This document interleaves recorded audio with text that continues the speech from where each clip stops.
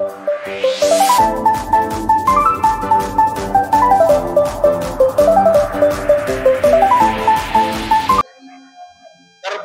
Engkau Allah Bapa kami. Terpujilah Engkau Allah yang Maha Kudus, Allah yang Maha Tinggi. Tidak ada Allah lain selain daripada Engkau. Allah kami dalam Yesus Kristus Tuhan dan Juru Selamat kami. Saat ini Bapa, kami mau mendengarkan firman. Kami buka hati kami. Penuhilah dengan firman-Mu. Penuhilah dengan Roh-Mu ya Tuhan. Berbicaralah kepada kami pribadi lepas pribadi. Kuatkan dan teguhkan kami. Biarlah nyata kemuliaan-Mu, sembunyikan hamba-Mu di belakang salib-Mu. Biarlah Engkau ya Tuhan menyatakan kebenaran-Mu sendiri. Terima kasih Tuhan. Kami serahkan pemberitaan firman Tuhan ini dan kami siap mendengarkan firman. Di dalam nama Tuhan Yesus kami berdoa. Haleluya. Semua yang percaya katakan amin. Silakan duduk. Salam. Puji nama Tuhan.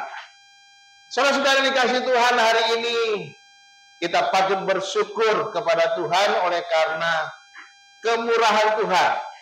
Kita boleh ada sebagaimana adanya kita semua karena anugerah Tuhan. Kita boleh datang pada pagi hari ini menyembah Dia, memuji Dia semua karena kemurahan Tuhan. Hari ini kita belajar dari satu ayat firman Tuhan dengan tema atau judul percaya adalah kunci keselamatan. Percaya adalah kunci keselamatan. Percaya atau hidup beriman. Mari kita membaca Kisah Para Rasul pasal 16 ayat 31 bunyinya. Kita baca bersama-sama 1, 2, 3.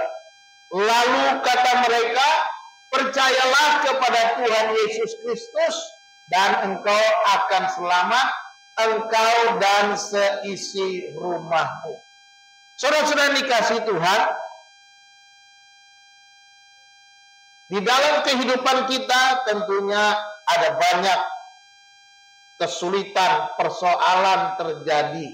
Ya, ada banyak, mungkin kita berada di ujung tanduk. Mungkin kita menghadapi suatu masa keputusasaan. Satu titik di mana kita tidak berdaya. Satu masalah ketika kita hadapi dan semuanya harus kita hadapi dan kita harus bertindak untuk bisa mengubah hidup kita. Di dalam bacaan kita pada hari ini kita membaca Paulus dan Silas itu pada waktu itu ada di penjara di Filipi. Saudara bisa baca Kisah Para Rasul lengkapnya itu pasal 16 ayat 25 sampai 30. Pada waktu di penjara ya terjadi gempa bumi. Rasul Paulus mengalami masalah, ditekan, dipukuli, tetapi mereka memuji-puji Tuhan, meninggikan nama Tuhan, menyembah Tuhan. Dan terjadilah sekonyong-konyong gempa bumi membebaskan Paulus dan Silas, dan kepala penjara ketakutan karena pintu gerbangnya mulai terbuka dan para tahanan kemungkinan berlari keluar dari penjara. Tetapi Paulus menyuruh mereka, kepala penjara itu tetap tenang karena mereka tidak lari dari penjara itu. Lalu kepala penjara itu bertanya, apa yang harus kulakukan untuk diselamatkan? Karena dia berpikir tentunya kehilangan jabatan kalau dia tidak bisa menjaga para tahanan dengan baik. Sehingga dia bertanya, dia kebingungan, dia putus asa, dia tidak berdaya sama sekali. Apa yang harus kulakukan supaya aku dapat selamat? Dan Paulus berbicara kepadanya dengan penuh kuasa, percayalah kepada Tuhan Yesus Kristus dan engkau akan selamat, engkau dan seisi rumahmu. Jadi di sini Rasul Paulus langsung kepada tekanan bahwa kalau engkau mau selamat, engkau harus percaya. Beberapa waktu yang lalu saya mendengar sebuah video dari pendeta Ezra Soru. Dalam video itu dia berkata ada orang yang mengajak dia untuk pindah agama. Pindah agama supaya dia menjadi seorang Muslim lah. Nah, gitu ya. Lalu pendeta Ezra Soru berkata, oke, saya mau pindah agama katanya. Tapi apakah ada jaminan kalau saya pindah di sana, saya pasti selamat, saya pasti masuk surga, saya pasti bersama-sama dengan Tuhan di surga kalau saya sudah dipanggil Tuhan? Kalau tidak ada, kalau masih mudah-mudahan, kalau masih semoga, kalau masih kiranya, kalau masih insya Allah katanya, lebih baik kamu saja, karena saya percaya di dalam keyakinan saya, di dalam iman saya sebagai orang Kristen, sebagai orang pengikut Yesus, bahwa hanya Yesus saja satu-satunya jalan, dan saya percaya ketika saya bersama Yesus, maka saya pasti masuk surga. Di Jatuhan Yohanes 10, 28, 29 berkata, tidak ada seorang pun yang dapat merebut mereka dari tangan Bapa. Tahu? Yesus berkata, orang yang percaya itu pasti akan diselamatkan. Jelas sekali. Ya. Jadi Ezra Soru berkata, kalau begitu lebih baik kamu saja yang pindah ke sini. Daripada kamu penuh keraguan, tidak ada kepastian, kamu pindah di sini. Kira-kira begitu. Saya mendengar diskusi itu. Tetapi saudara dikasih Tuhan, ada juga banyak orang yang melepaskan imannya dari Yesus hanya karena jabatan, hanya karena kedudukan, hanya karena harta, hanya karena posisi, hanya karena pacaran, hanya karena nikah, dan dia hilangkan kesempatan untuk mendapatkan keselamatan yang pasti itu. Ini sangat disayangkan. Artinya kalau dia belum mengerti bahwa Yesus satu-satunya jalan keselamatan, maka dia bisa goyah. Atau mungkin juga dia lebih tergiur dengan segala kedudukan, posisi, harta duniawi. Hari ini kita belajar tentang langkah dahsyat yang menyelamatkan, yaitu percaya. Ya, langkah dahsyat yang menyelamatkan itu percaya. Ganti slide-nya. Jangan ngelamun operatornya. Pointer saya sudah rusak, jadi saya sedang membeli yang baru, pesan yang baru ya. Jadi ini adalah satu langkah yang luar biasa, yaitu beriman, yaitu percaya. Tidak ada yang lain, hanya Yesus. Jadi yang pertama dikatakan, percaya adalah respon terhadap anugerah Allah. Ya. Perhatikan di dalam ayat ini, ya, Paulus dan Silas tidak memberikan daftar panjang perbuatan baik atau ritual untuk keselamatan. Kalau engkau mau selamat, engkau harus melakukan ini A, B, C, D, 1, 2, 3, 4, 5, 6, 7, 8, 9, 10. Tidak ada itu. Tidak ada daftar-daftar perbuatan baik. Tidak ada ritual, kamu harus mempersembahkan ini, kamu harus melakukan ini, kamu harus bayar korban ini. Tidak ada. Paulus sebagai seorang ahli Taurat pada latar belakangnya, dia tidak berkata, kamu harus melakukan hukum Taurat sekian banyak, kamu harus melakukan ini, sembahyang ini, dan lain sebagainya. Tidak, tetapi dia katakan, percayalah. Cuma itu. Percaya adalah respon kita terhadap anugerah Allah, menganugerahkan keselamatan itu karena begitu besar kasih Allah. Sehingga ia telah mengaruniakan, menganugerahkan anaknya yang tunggal. Supaya setiap orang yang percaya kepadanya tidak binasa, melainkan beroleh hidup yang kekal. Jadi percaya ini adalah respon kita terhadap anugerah Allah. Ketika kita percaya itu adalah respon kita terhadap anugerah yang Tuhan berikan di dalam Yesus Kristus. Ini adalah anugerah, saudara dikasih Tuhan. Bukan karena kita baik, bukan karena kita ganteng, bukan karena kita kaya, bukan karena kita rajin beribadah, bukan karena kita rajin bayar persembahan, bayar perbuatan. Bukan itu yang menyelamatkan kita. Bukan karena kita sering mempersembahkan korban bakaran kepada Tuhan. Tidak. tetapi semua itu anugerah Tuhan. Makanya Paulus kata, percayalah kepada Tuhan Yesus Kristus dan engkau akan selamat.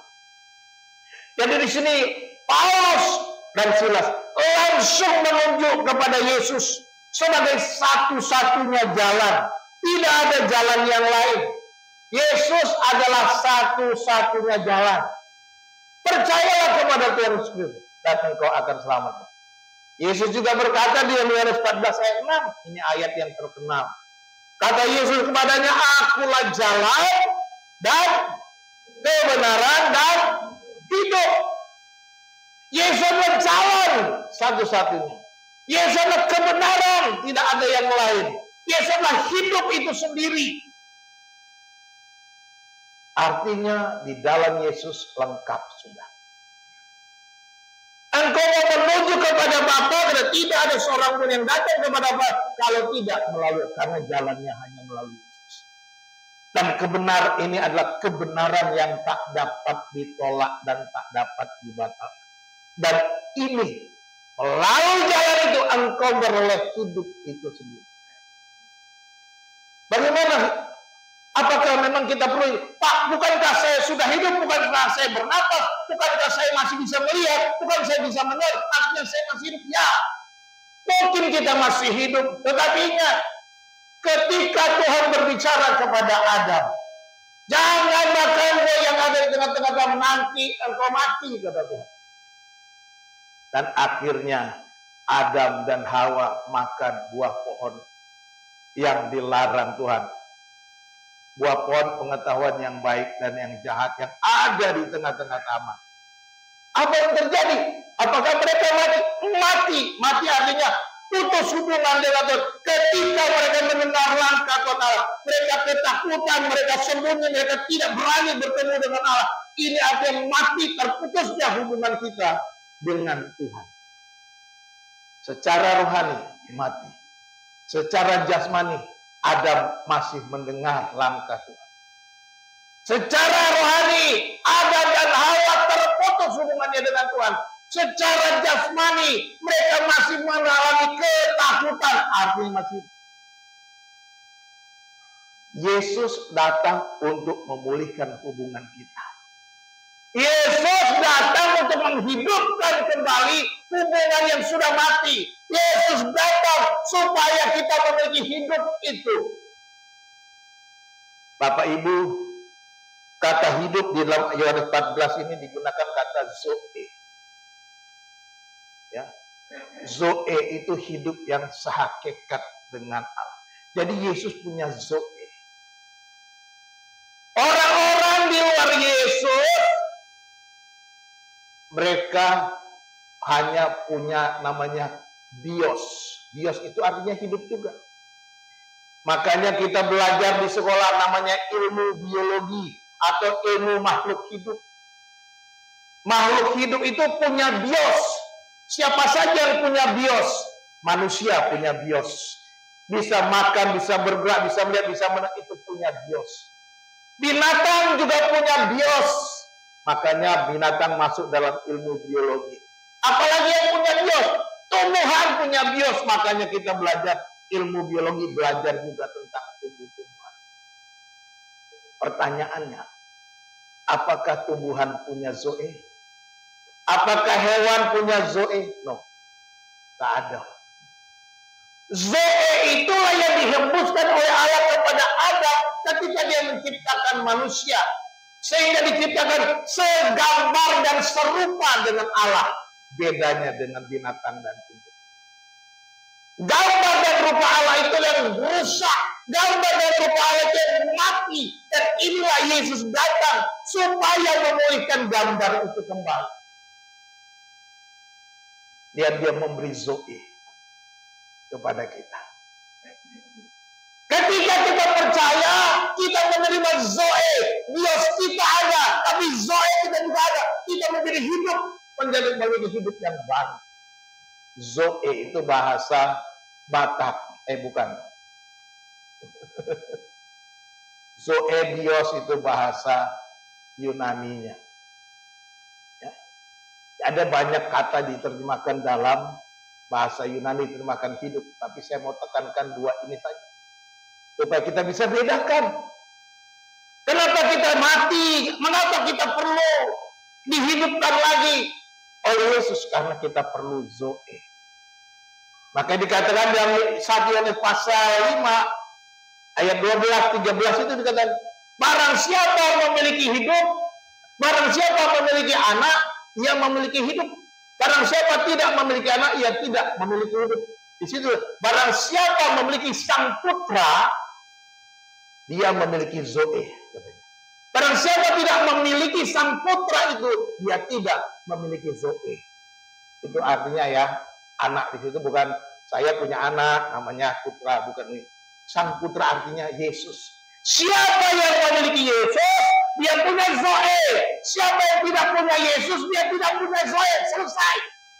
Engkau di luar Yesus tak punya Zoe. Engkau mati, engkau mayat-mayat hidup. Itu kata firman Tuhan. Terserah.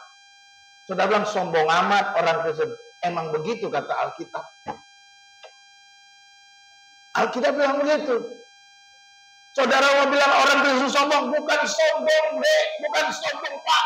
Tapi ini firman Tuhan katakan, engkau mati di luar Kristus, tidak punya hubungannya. Gambar dan rupa Allah yang diciptakan pada awalnya rusak semuanya. Makanya Yesus satu-satunya jalan keselamatan. Petrus juga menekankan kepada orang-orang di Yerusalem dalam Kisah Para Rasul pasal 4 ayat 12 dikatakan, next, Kisah 4 ayat 12, dan keselamatan tidak ada di dalam siapapun juga selain di dalam siapa? Di dalam Dia. Siapa Dia? Yesus. Sebab di bawah kolong langit ini tidak ada nama lain yang diberikan kepada manusia yang olehnya kita dapat diselamatkan. Mau pakai nama siapa? Tidak ada. Hanya nama Yesus yang bisa menyelamatkan. Mau pakai nama Santo Paulus, tak bisa juga. Paulus nggak menyelamatkan. Mau pakai Santo Petrus, tidak menyelamatkan. Mau pakai Santo Ferdinand, tidak akan menyelamatkan. Maupun Santo Immanuel, Santo Muhammad, Santo siapapun, Santo saya katakan tidak akan. Hanya nama Yesus. Amin. Hanya nama Yesus. Amin. Haleluya. Hanya nama Yesus. Siapa namanya? Yesus. Tidak ada nama lain yang olehnya kita diselamatkan selain nama Yesus. Haleluya. Luar biasa. Percayalah kepada Tuhan Yesus Kristus dan engkau akan selamat. Jadi kita lihat bahwa keselamatan itu next bukanlah hasil usaha kita. Bukanlah karena perbuatan kita. Bukan karena segala daya upaya kita. Tetapi tentang menerima apa yang sudah disediakan oleh Kristus di kayu salib. Itu saja. Menerima Yesus di kayu salib, mengampuni dosa kita, berkorban untuk kita.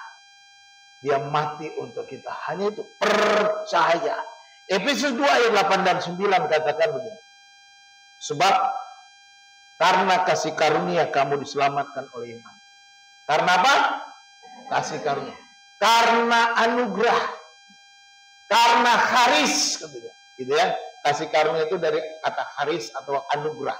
Sebab karena anugerah kamu diselamatkan oleh iman. Jadi Tuhan adegan anugerah lalu kita beriman. Itu bukan hasil usahamu, katanya. Jelas. Paulus seorang ahli Taurat sudah tegas sekali berkata. Dia diselamatkan bukan karena hebatnya dia melakukan Taurat. Itu bukan hasil usahamu, tetapi apa? Pemberian siapa? Allah memberikannya kepada kita. Allah mengaruniakannya kepada diberikan. Itu anugerah. Kata charis atau anugerah itu adalah kalau dalam teks asli charis itu terjemahannya apa? pemberian kepada seseorang yang seharusnya tidak layak menerima. Nah itu karis, itu anugerah. Kita sebenarnya nggak layak. Kenapa? Karena kita cacat celah, karena kita penuh dosa, karena kita bobrok, karena kita tidak berdaya, karena kita sudah mati, nggak bisa apa-apa, sudah mati, nggak bisa apa-apa. Maka Tuhan bantu, diberikan. Itu karis. Tidak bisa, kita tidak layak menerimanya. Karena banyaknya, kalau kita buat daftar, oh Pak, saya orangnya rajin dari kecil begini-begini. Oh sorry. Bapak mamamu penuh dosa nggak? Penuh dosa. Kau lahir dalam dosa. Amin. Makanya kita tidak layak. Sekalipun kita bilang, oh sejak lahir saya anaknya rajin. Nggak pernah mana-mana, rajin ke gereja, rajin sholat, rajin ibadah, rajin sembahyang. Rajin lah pokoknya. Tidak pernah bohong, tidak pernah mencuri. Saya masih meragukan. Kalau ada orang yang tidak pernah berbohong. Anak kecil aja nggak diajarin bohong, pinter bohong. Benar nggak? Iya, anak kecil nggak usah diajarin bohong, dia bohong sendiri. Dari mana? Sudah kodratnya. Dari lahir, bawaan lahir, dosa turunan, dosa warisan dari Adam dan Hawa. Jadi itu bukan hasil usaha. Makanya Tuhan memberikan. Itu bukan hasil pekerjaanmu. Bukan karena engkau lakukan yang perlu lakukan, kerja ini, kerja itu, dan lain sebagainya. Apa yang bukan itu. Jangan ada yang nyombong. Jangan ada orang yang memegahkan. Jangan sombong kalau kau sudah diselamatkan. Jangan sombong kalau engkau sudah memperoleh anugerah. Jangan sombong karena engkau menjadi orang yang percaya. Jadilah orang yang rendah hati. Mengasihi sesama. Jadi kita belajar hari ini, percaya adalah respon kita terhadap anugerah Allah. Yang kedua, percaya membawa dampak bagi diri kita dan juga keluarga. Yang kedua, di dalam ayat itu kan, percayalah kepada Tuhan Yesus dan engkau akan selamat. Lalu dikatakan, engkau dan seisi rumahmu. Jadi ayat ini tidak hanya menjanjikan keselamatan di kepala penjara, tetapi juga dijanjikan seisi rumah. Ketika dia percaya, keluarganya juga ikut percaya. Karena apa? Roh Kudus yang bekerja. Roh Kudus yang menjamah. Roh Kudus yang bekerja di dalam hati si kepala penjara, lalu kemudian dia membawa seluruh keluarganya untuk ikut percaya karena dia memerlukan keselamatan. Sebagaimana apa yang harus kuperbuat supaya aku dapat selamat. Mari kita baca Kisah 16 ayat 33-34 sebagai bukti ayat ini, ya. Pada jam itu juga kepala penjara itu membawa mereka dan membasuh bilur mereka. Seketika itu juga ia dan keluarganya memberi diri dibaptis. Lalu ia membawa mereka ke rumahnya dan menghidangkan makanan kepada mereka. Dan ia sangat bergembira bahwa ia dan seisi rumahnya telah menjadi percaya kepada Allah. Bapak Ibu dikasih Tuhan. Kalau kita percaya sepenuh hati, berserah kepada Tuhan, percayalah kita akan membawa dampak bagi keluarga. Percayalah bahwa seisi rumahmu akan dijamah oleh Tuhan. Percayalah bahwa keluargamu akan dijamah oleh Roh Kudus. Intinya kita percaya dengan sungguh kepada Tuhan. Seperti kepala penjara ini, dengan gembira, dengan sukacita, dia merasakan anugerah yang besar, dia merasakan anugerah yang luar biasa, dia membagikannya kepada keluarga, membawa seluruh keluarganya, seisi rumahnya. Pak, bagaimana mungkin? Apakah bisa seisi rumah saya akan menjadi percaya? Kalau kita sebagai kepala, makin kepala rumah tangga, kepala keluarga, dia akan memimpin seluruh keluarganya. Dalam pengalaman pelayanan kami waktu masih kuliah, ini ada Pak Soekardi sebagai saksinya. Karena kami sama-sama dulu pernah kuliah di Jawa, di Jogja. Ketika satu desa dimenangkan kepala desanya, maka satu desa ikut bertobat. Betul Pak Gardia? Ada kesaksian begitu. Jadi seringkali kita diajar pegang kepalanya supaya ekornya ngikut katanya. Jadi pelayanan kami banyak, gereja-gereja berdiri dengan memenangkan kepala-kepala, pemimpin-pemimpin, kepala keluarga. Bapak dimenangkan, istri anak semuanya ikut dimenangkan. Bahkan juga istri kedua, istri ketiga ikut dimenangkan. Lalu dia, Pak, bagaimana nanti istrinya Pak? Pilih satu. Kan gitu, ya kan? Pilih satu, yang lainnya dipisahkan. Tapi kau tetap tanggung jawab terhadap semua anakmu. Anakmu 20, ya tanggung jawab 20. Ya, begitu jadinya katanya. Begitu terjadi. Jadi Bapak Ibu dikasih Tuhan. Ini terjadi di berbagai tempat. Ya. Ketika kita bersandar kepada Tuhan, mengandalkan Tuhan, bapak-bapak, buat bapak-bapak. Mari kita benar-benar berserah kepada Tuhan. Percaya supaya seisi rumah kita diberkati Tuhan. Katakan amin.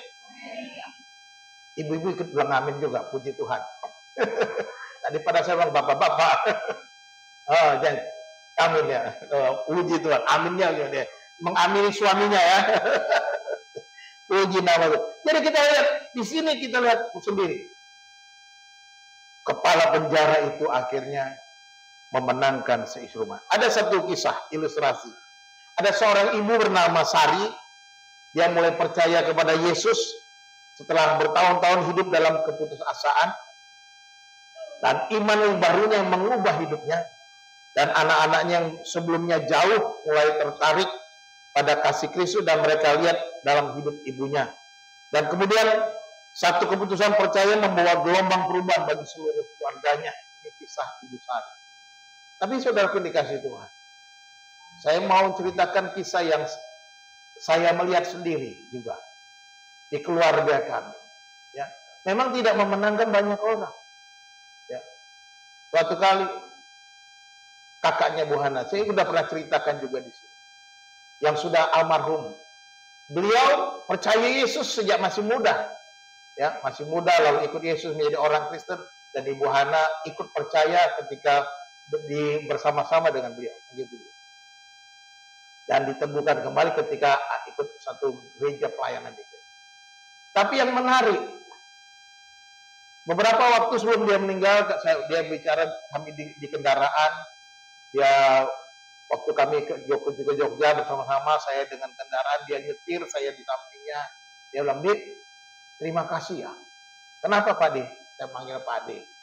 Karena dia yang tua. Karena adik, bapak bisa percaya Yesus, sama ibu bisa percaya Yesus. Dia bilang begitu. Memang saya membawa bapak dan ibu untuk percaya, menantang untuk percaya. Tapi saya bilang kepada mas saya, Pak De, bukan saya yang memenangkan Simbah. Bukan saya yang membuat Simbah percaya. Loh, kok begitu? Terus gimana deh? Pak D sendiri yang buat ia percaya. Bagaimana caranya? Bagaimana Pak D selama ini menjadi berkat bagi orang tua? Bagaimana Pak D selama ini memenangkan orang tua dengan hidup berkenan kepada Tuhan? Itu yang membuat Bapak dan Ibu mau percaya. Seandainya Pak D tidak ada, tidak hidup benar sebagai orang Kristen, saya ceritakan iman saya, mungkin dia menolak. Baru dia sadar, oh begitu ya Dek? Iya Pak D. Karena Pak D sebagai anak tertua, walaupun adik-adiknya banyak yang nggak mau percaya, tetapi Bapak Ibu, saya sih tinggal panen Pak D. Pak D sudah nabur, Pak D sudah memberitakan Injil, tapi saya panen. Nah, enaknya begitu. Dan kadang-kadang Paulus bilang, ada yang menanam, ada yang menuai. Tapi Tuhan Allah yang memberi pertumbuhan. Jadi Pak D sudah menabur, menanam. Saya tinggal tuai. Jadi gampang Pak D. Oh begitu ya Dek ya. Terima kasih Dek, terima kasih. Baru dia paham. Ya, artinya apa? Saya mau tekankan di sini. Kalau kita percaya, maka percaya kita harus kita tunjuk. Maka Pak Yakobus bilang, iman tanpa perbuatan adalah mate. Iman tanpa perbuatan tidak ada arti. Jadi tunjukkan imanmu dengan perbuatanmu. Tunjukkan imanmu dengan tindakanmu. Jangan dengan cuma ngomong iman-iman. Lama-lama jadi eman. Eman-eman. Karena omongannya nggak berarti eman tuh omongannya. Eman-eman tuh sayang banget gitu. Terbuang artinya, nggak ada artinya.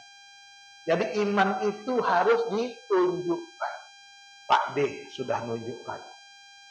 Mari kita tunjukkan iman kita. Supaya orang lain melihat. Supaya orang muda tergerak. Supaya orang lain percaya kepada Yesus. Jadi kita percaya bahwa iman kita akan membawa dampak kepada orang-orang di sekitar kita. Amin.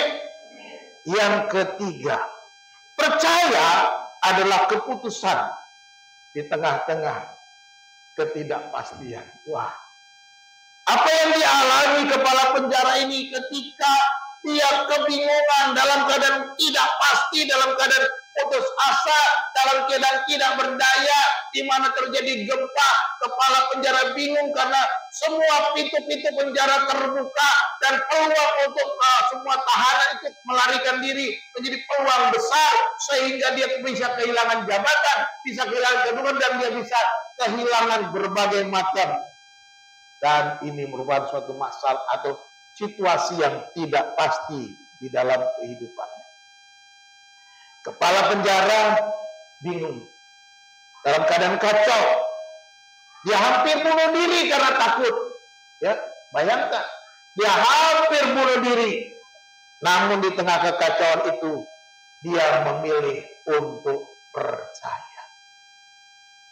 Apapun keadaanmu, situasi yang sulit bagaimanapun, ambil keputusan tetap percaya. Ku percaya janjimu ajaib. Amin. Kita percaya janji Tuhan itu ajaib. Maka dalam berbagai macam situasi sulit, dalam keadaan yang terjepit, dalam keadaan yang mungkin kita kacau, dalam keadaan kita putus asa, pilihlah untuk tetap percaya kepada Tuhan. Jangan berubah setia. Jangan berubah imanmu oleh karena situasi sulit. Mas, daripada kamu susah-susah, di Banten ada orang pinter. Pasti kamu bisa selesai sebentar aja. Apa yang kita buat? Bah, daripada susah-susah, di Gunung Kawi aja kamu bisa sukses, bisa kaya daripada sekarang miskin.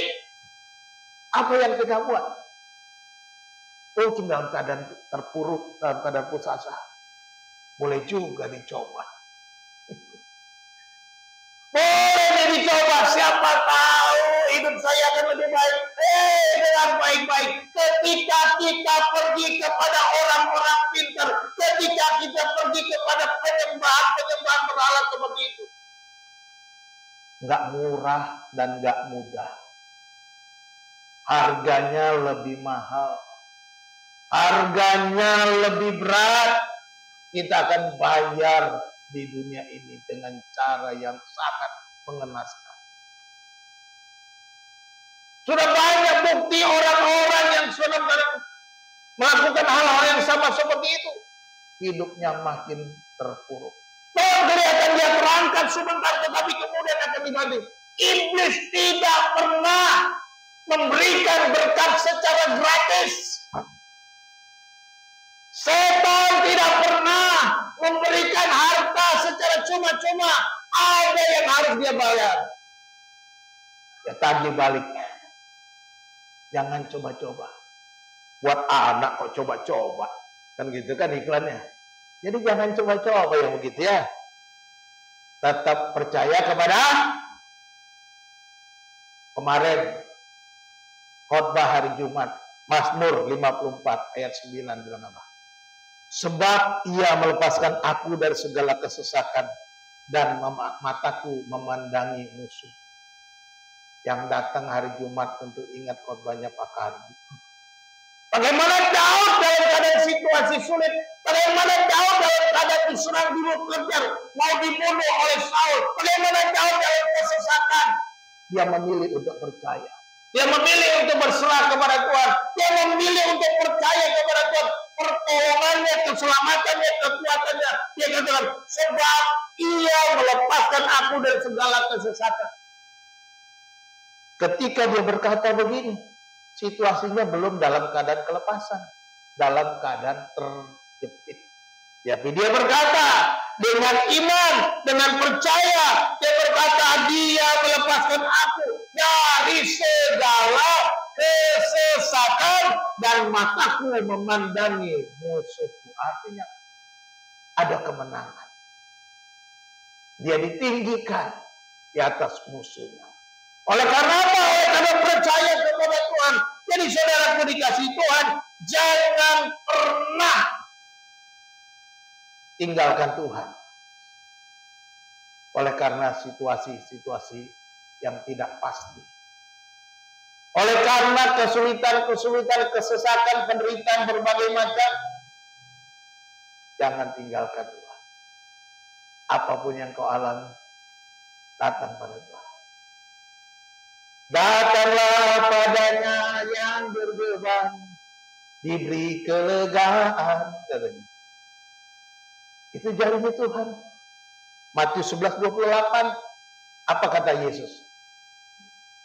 Mari kita baca sama-sama. 2, 3. Marilah kepadaku semua yang letih lesu dan berbeban berat, aku akan memberikan kelegaan kepada.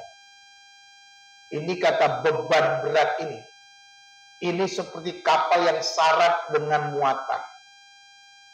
Bebannya betul-betul berat. Beban, gambar kata beban berat itu seperti kapal yang syarat dengan muatan beban yang sudah nggak bisa dia. Kita mungkin juga menghadapi situasi sulit. Semua yang punya beban berat, semua yang mungkin tidak bisa tahan lagi, semua yang mungkin kita rasakan aku nggak mampu, Tuhan datang kepada kita. Dia bilang, mari, come to me. Yesus mengundang kita datang kepadaku. Aku akan memberikan kelegaan. Aku akan memberikan anapauso. Anapauso. Pos yang dari atas. Pos yang datang dari Bapa. Istirahat. Pos itu berhenti. Kelegaan. Istirahat, rest katanya. I will give you rest katanya. Tapi digunakan dalam bahasa Bataknya anapauso. Kalau bahasa Batak lagi. Bahasa Yunaninya anapauso. Paus itu dari kata pos, kalau bahasa Inggris paus. Ya paus. Kan ada yang tulisan paus itu ya. Kalau di apa namanya? Alat-alat elektronik, tape, segala macam ada pos. Itu ada kata ana, kata depan ana itu artinya di atas. Jadi kalau digabungkan itu, ini kelegaan yang berasal dari atas. Bukan asal-asal kelegaan. Bukan kelegaan dari dunia ini yang sementara. Bukan kelegaan dari siapa? Pelawak-pelawak yang bisa kita ketawa lucu-lucu. Bukan. Bukan kelegaan yang berasal dari kita dengar lagu dangdut. Happy-happy. Pariban dari Jakarta joget-joget. Bukan begitu. Atau lagu Jamila, Jamila. Bukan itu kelegaannya. Tapi diberikan kelegaan yang dari Bapa Sorga. Semua. Siapapun kita yang berbeban berat, Yesus kata, Aku akan memberikan kepadamu kelegaan. Percaya adalah keputusan di tengah ketidakpastian. Aplikasi hidup kita mungkin sering penuh badai dan ketidakpastian. Percayalah kepada Yesus. Dia adalah jangkar yang menyelamatkan kita. Ya. Hanya Yesus yang bisa menyelamatkan kita. Menyelamatkan kita dari dosa, menyelamatkan kita dari api neraka, tapi menyelamatkan kita dari setiap masalah kita. Amin. Menyelamatkan kita dari persoalan-persoalan hidup kita. Hanya Yesus. Tidak ada yang lain. Jangan pernah ragu. Jangan pernah saudara merasa apa iya atau mungkinkah ini terjadi. Saya percaya. Hari ini sebagai kepala penjara, mungkin kita bertanya apa yang harus kulakukan. Jawabannya tetap sama, percayalah kepada Tuhan Yesus Kristus. Tidak ada langkah yang lebih sederhana, namun tidak ada kuasa yang lebih besar selain Yesus. Langkahnya cuma sederhana, yaitu percaya.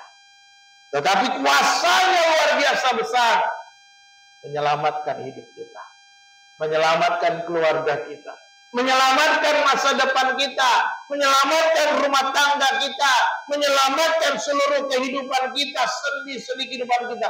Hanya cuma langkahnya yang sederhana. Percaya kepada Yesus. Percaya adalah kunci keselamatan. Yang pertama, klik. Yaitu percaya adalah respon terhadap anugerah Allah. Mudah-mudahan bisa belajar. Bersyukurlah atas anugerah Allah yang kita terima dalam keselamatan kita. Nanti kita bersyukur. Yang kedua, percaya membawa dampak bagi diri dan keluarga. Tetapkanlah hati kita untuk percaya agar berdampak bagi keluarga kita. Ya, tetapkan hati dengan sungguh. Yang ketiga, percaya adalah keputusan di tengah ketidakpastian. Apapun situasi kita sekarang, seberapa berat dan besar masalah yang Anda hadapi, percayalah kepada Yesus Kristus yang menyelamatkan. Yesus pasti memberikan kita jalan keluar. Percaya ada kuncinya. Langkahnya sederhana, hanya percaya. Tapi dampaknya luar biasa. Kuasanya luar biasa. Sebab di dalam Yesus segala kuasa tunduk. Di dalam Yesus segala kuasa bertekuk lutut. Tuhan Yesus memberkati kita. Kita berdoa. Segala puji kami naikkan kepadamu Tuhan, oleh karena anugerah yang besar yang Tuhan karuniakan kepada kami di dalam Yesus Kristus Tuhan kami. Oleh karena nama Yesus, kami memiliki hidup yang baru. Oleh karena nama Yesus, kami memiliki hidup yang berkenan kepada Tuhan. Bukan karena kuat dan gagah kami, bukan karena kecakapan kami, bukan karena perbuatan kami, tetapi semua anugerah-Mu ya Tuhan. Terima kasih Tuhan, kami mengucap syukur. Bapa, kami percaya Engkau akan pakai kami membawa dampak bagi keluarga, bagi seisi rumah kami. Tolonglah kami Tuhan supaya kami bisa memancarkan kasih Allah, memancarkan kemurahan Tuhan, sehingga apa yang kami percaya dapat dibaca, dilihat oleh orang-orang sekitar kami, terlebih oleh keluarga kami. Dan ajar kami untuk tetap mengandalkan Tuhan di tengah-tengah ketidakpastian, di tengah-tengah kesulitan masalah, di tengah-tengah keputusasaan. Ajar kami tetap mengandalkan Tuhan dan percaya Engkaulah satu-satunya jalan keselamatan, satu-satunya jalan untuk kami memperoleh kemenangan yang sejati. Terima kasih Tuhan, terima kasih Bapa. Kami mengucap syukur, kami boleh belajar dari firman, kami boleh mendengar firman. Biarlah Engkau Tuhan terus mau bicara kepada kami tiap-tiap hari, ketika kami melewati hari-hari kami selanjutnya ya Tuhan. Ketika kami berjalan tengah dunia yang jahat, yang gelap ini, kami boleh menjadi terang, menjadi berkat dan tetap kuat. Terima kasih Bapa, hamba-Mu selesai dan berhenti berbicara. Roh Kudus, biarlah Engkau terus menerangi hati kami. Terpujilah nama Tuhan. Di dalam nama Tuhan Yesus Kristus hamba berdoa dan bersyukur. Haleluya. Amin. Saya serahkan kepada yang